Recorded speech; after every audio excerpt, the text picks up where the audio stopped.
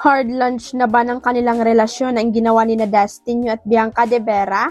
Sa Instagram, ibinahagi ng actress ang malarawan nila na kuha mula sa kanilang adventure sa luntiang kwintangang circular trail sa Taipei, Taiwan. Kabilang sa mga highlight na yung carousel ang isang mapaglarong larawan ni Dustin na pinupuwat si Bianca sa likod habang pabirong tinatakpan nito ang kanyang mga mata gamit ang mga kamay. Nag-post din siya ng video kung saan makikitang masayang naglalaro ang dalawa sa magandang damuhan. So beautiful here, sa Adi Bianca sa caption. Samantala nag-post rin si Dustin ng malarawan gaya ng kapamilya actress na may caption naman ng beautiful nga. Kahit nga ang direktor nilang si May Cruz Alviar sa pelikulang Love You So Bad ay nakaka-comment sa post ni Dustin. Sabi ni Direk May, aba naman, miss you too, may kasama ring 2 red hearts emoji.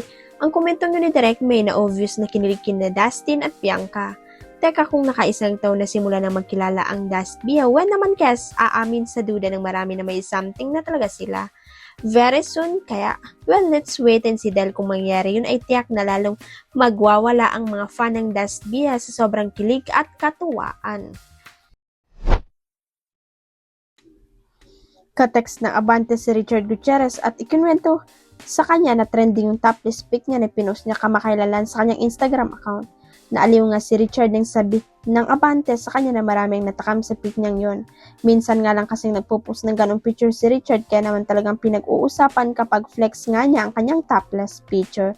Talaga ha, ang medyo amused na reply niya sa Abante nang sabihin ng Abante sa kanya ang reaksyon ng public sa kanyang topless pic. Samantala, very thankful si Richard na number 1 sa Netflix ang Blood vs. Beauty action serye nila ni Gerald Anderson. Malakas din sa Free TV ang nasabing serye at talagang pinapanood din yun sa iba't ibang platform ng ABS-CBN.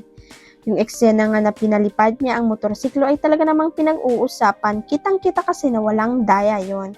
Never ngang nagpapadouble si Richard sa kanyang mga eksena. Huwag kalimutan ang subscribe button at i-ring ang notification bell para sa latest chika updates.